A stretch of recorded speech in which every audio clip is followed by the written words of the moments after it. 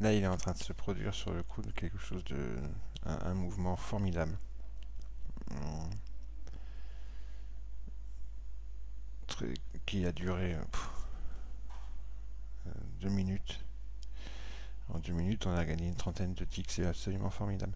Alors, il va falloir que je vais vous le montrer. Je vais vous faire le replay de ce qui s'est passé. Parce que c'était vraiment... je l'ai pas filmé, j'étais devant, mais je l'ai pas filmé. J'étais dans ma bulle, concentré à ce que je faisais. Donc j'ai pas pensé à le filmer. Mais c'était mais magnifique. Vraiment, il faut absolument que je vous remontre ça.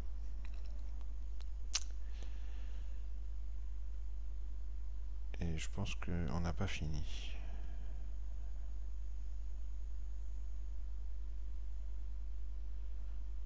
Voilà, on va voir si ça continue.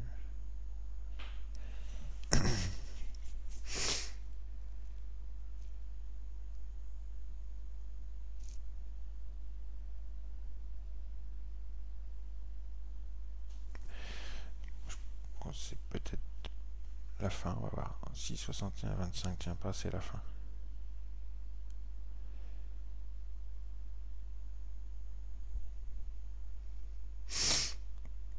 Si 61.25 ne tient pas, c'est la fin. Si ça tient, ça continue. Et là, ça continue.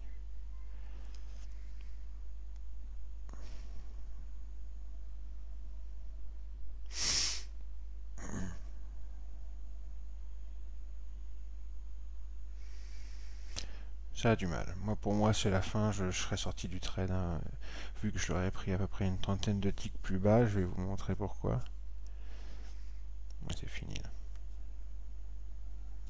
61-25 à nouveau. Voilà, ça casse. Donc bon, pour moi, si 61-25 ne tient pas, là c'est le moment de vérité. C'est fini. On va voir.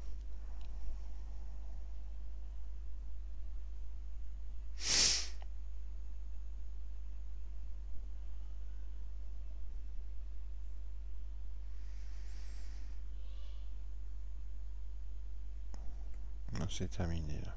Pour moi, c'est terminé. Il y a trop de... Les prix sont contenus, comme dans un étau, entre le marteau et l'enclume. Ils peuvent plus, ils bougent plus.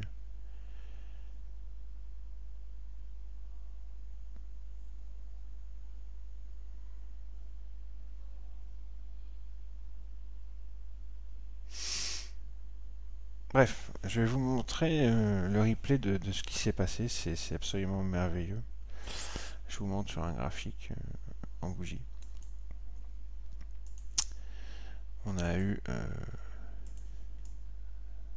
voilà, c'est cette phase de marché là. Ici. C'est assez impressionnant. Donc moi je suis arrivé devant les écrans à ce moment-là. Assez tard en fait. Les prix étaient en train de revenir sur ce niveau ici. On était là en train de tergiverser ici. Donc mon analyse c'était que on avait très bien réagi ici auparavant. On a eu une journée extrêmement bullish auparavant, toute la journée. Hein.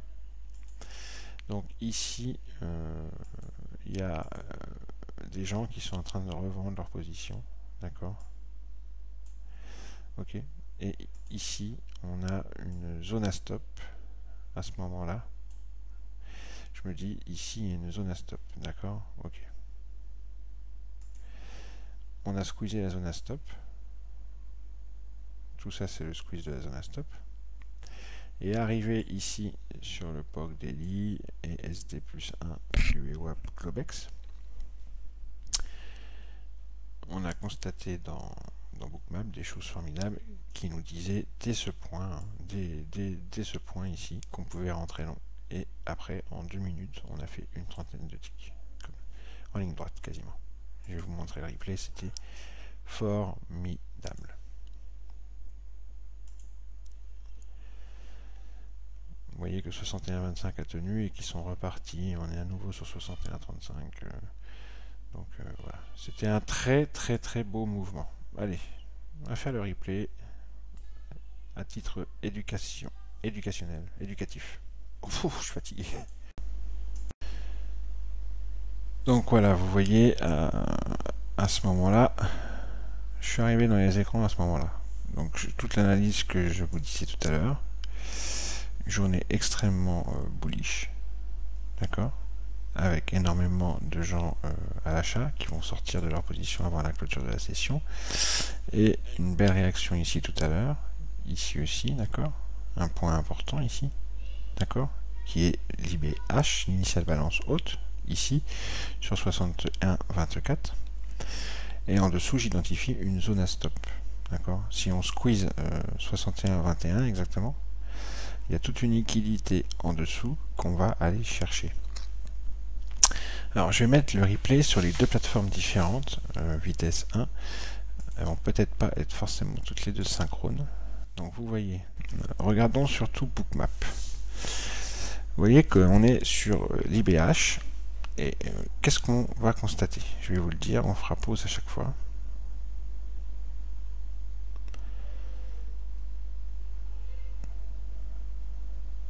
On constate, à chaque fois que l'on remonte sur 28-29, il y a énormément de ventes par le biais des ordres limites et du spoofing au-dessus. Il y a une petite boîte qui va se former entre 23-24 et 28-29.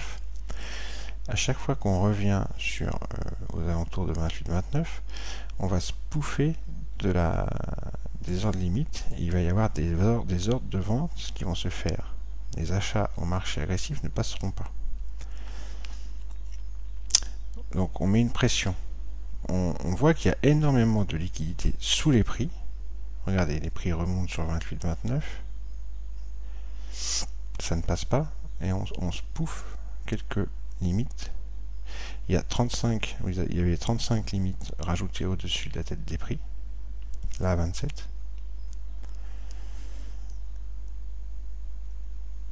Petite boîte qui se forme. Regardez, là on vient de rebalancer de la limite sur 61,29 encore, là, vous voyez.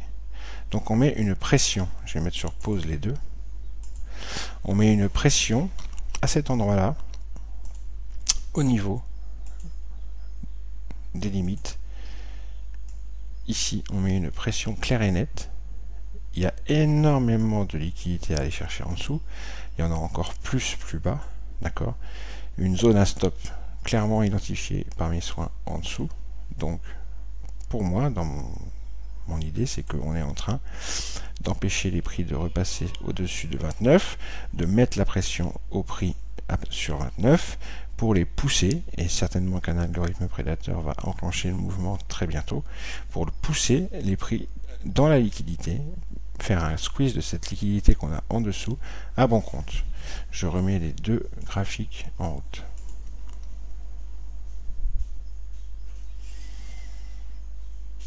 Ils sont pas synchrones, c'est pas des plateformes, c'est pas la même plateforme, donc attention. Il y en a peut-être un qui va partir en avance. Vous voyez, on remonte encore sur 29 et qu'est-ce qu'on fait? Pareil, on a une soixantaine de contrats qui ne laissent pas passer les prix. Ok? Alors, on vient de le refaire. On vient de le refaire, encore. Et encore. Alors, je vais remettre sur pause les deux. À une époque, quand j'étais un chartiste pur et dur, j'achetais là. Pour moi, c'était un support court terme, j'ai acheté, je ne me posais plus la question.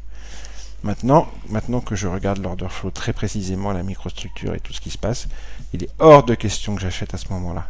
Et au contraire, je mets un sell stop en dessous des 61,24. Imaginons, si je veux mettre un sell stop, pour ma part, c'est ici que je le mets. Un ou deux ticks en dessous 61,24. Ici sur 22 ou sur 23 ou 21. Dans cette zone-là, je mets un sell stop. Ça, c'est clair et net. Il est hors de question, avec ce que j'observe à ce moment-là, que j'achète quoi que ce soit. Par contre, je mets un sell stop parce que je pense qu'on va aller chercher les stops qui se trouvent en dessous ici. C'est l'observation que je fais de ces prix que l'on empêche de remonter au-delà des 61,29. ce spoofing que l'on fait. Et cette liquidité que j'observe en dessous qu'on va aller chercher selon moi. Regardez, on rajoute de la limite au-dessus. Regardez ici, 26 contrats, 25, 22, 12, 13, 14. Alors qu'en dessous, on en retire. D'accord? Enfin, au niveau de ce qu'on observe ici, clairement, il va y avoir un squeeze de liquidité. Pour moi, c'est clair et net à ce moment-là quand j'observe ça tout à l'heure.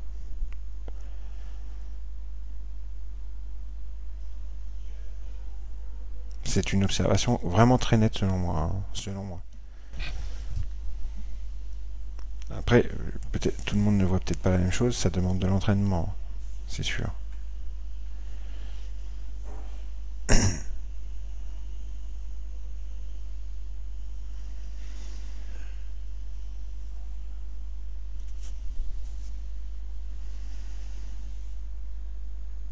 Et là, on commence à rogner. On commence à rogner un petit peu.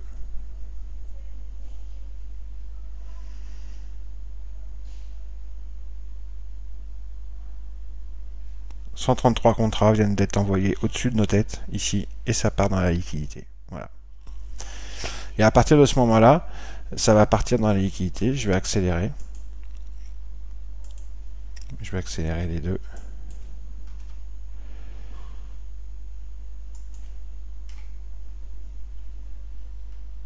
Et on va aller bouffer toute la liquidité qui se trouve en dessous et on verra qu'on va se retrouver souvent avec du spoofing au-dessus de nos têtes pour pousser les prix le plus loin possible. Ça, c'est la première partie du phénomène que j'ai vu tout à l'heure.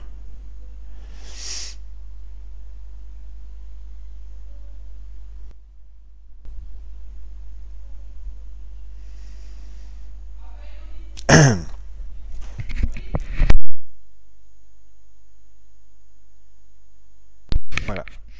Voilà, squeeze, et en plus on tape sur la tête des prix. On va laisser faire, on va regarder.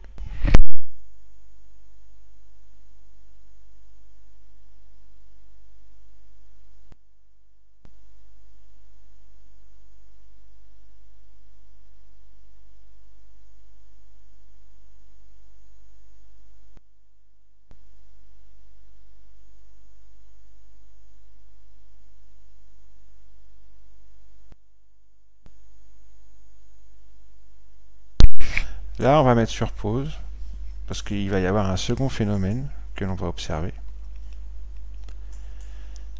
Est-ce que on sort maintenant? Est-ce que c'est la fin du squeeze ou pas? Et on va le voir très nettement que non. Donc on a eu notre sell stop déclenché vers 21-22, on est à 12-13, on a déjà 10 ticks dans notre escarcelle. On va voir que c'est pas la fin. Bon, on va reprendre les observations. Donc vous voyez, pour l'instant, on a bien squeezé hein, la zone à stop que j'avais identifiée. Je vais remettre en route vitesse 1 les deux replays. Et là, on se trouve dans une boîte d'accumulation très nette.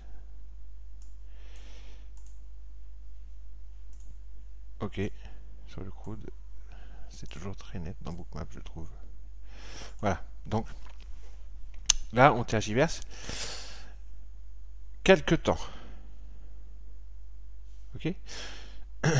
On fait un petit retour. Vous voyez, on vient de spoofer 100 contrats là, sur 61,20. 100 encore, 103. On rajoute énormément de limites. Vous avez vu, à la seconde d'avant, il y avait 37 contrats qui avaient été rajoutés ici, au-dessus de la tête des prix. Encore 100 contrats à l'instant. 20 contrats rajoutés, 30, 20, 50, 60. Tu vois, ça va très vite, c'est à la milliseconde. Donc, faut avoir l'œil. Il y a énormément de contrats qui sont rajoutés au-dessus de la tête des prix. On les pousse. Quand on revient en haut, c'est le même manège que tout à l'heure, ça vend. Et on les pousse. Regardez comme ça pousse au-dessus. Et il y a toujours cette liquidité en dessous qu'il faut aller chercher. Comme tout à l'heure, c'est le même principe. Donc, à ce stade-là, quand je vois encore 100 contrats, là, regardez, 100 ici, 66, 60, je vois qu'on pousse, on a le désir de pousser les prix. Regardez là, juste au-dessus du current ask, ça spoof 60 contrats. Et on commence à rogner un peu la zone. Toujours le même principe.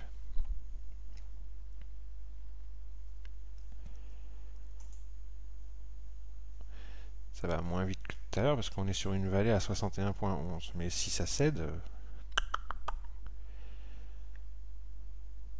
voyez, on ne remonte pas haut.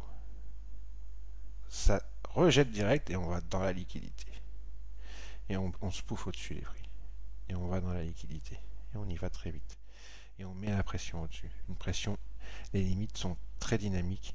Il y a du spoofing au-dessus des prix. Les limites ici sont passives et elles se laissent vous bouffer.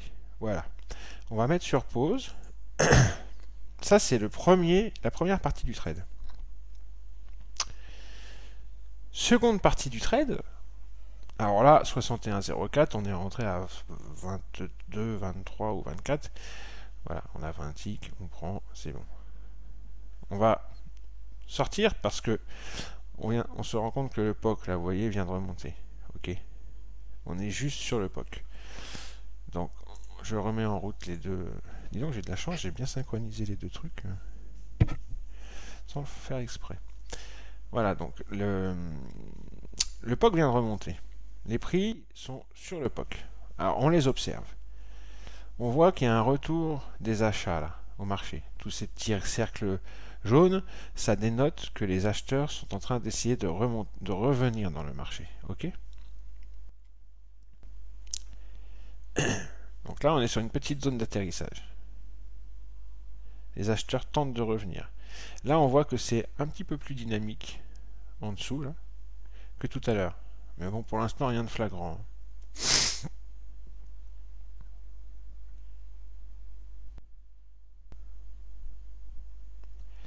Vous voyez, on n'arrive plus à aller plus bas, malgré quelques spoofings au-dessus de la tête, ici.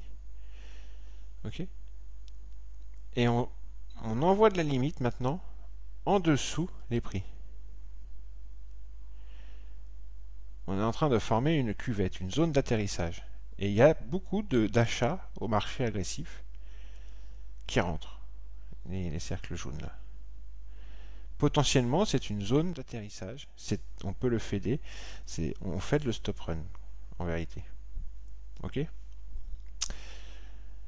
Donc là, cette zone, c'est potentiellement une zone d'atterrissage. Imaginons qu'on rentre à 61,09 ici, fort de ces observations. On va accélérer un peu. Non, je laisse vitesse 1. Je laisse vitesse 1. Pas la peine d'accélérer. Vous allez voir que c'est très très très joli. Donc voilà, c'est toujours, on observe toujours la même chose.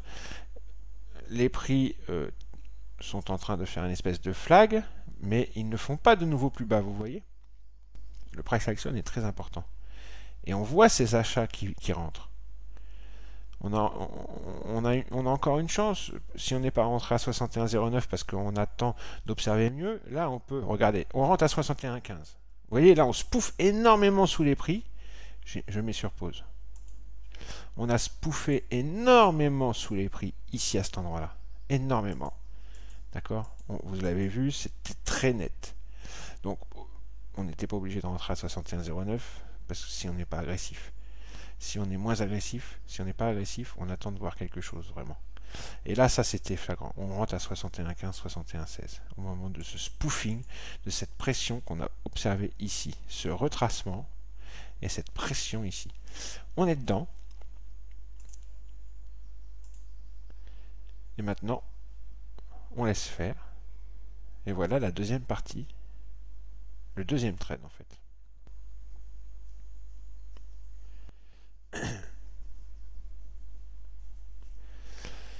C'est donc très très très très joli ce qui s'est encore passé ce soir sur le crude. Et que je voulais regarder. Vous avez vu là encore, petit flag minuscule, spoofing sous les prix. On initie un mouvement. Voilà, et ça squeeze au nord. Là, le deuxième trade, c'est terminé. Hein. On est monté à 61,35.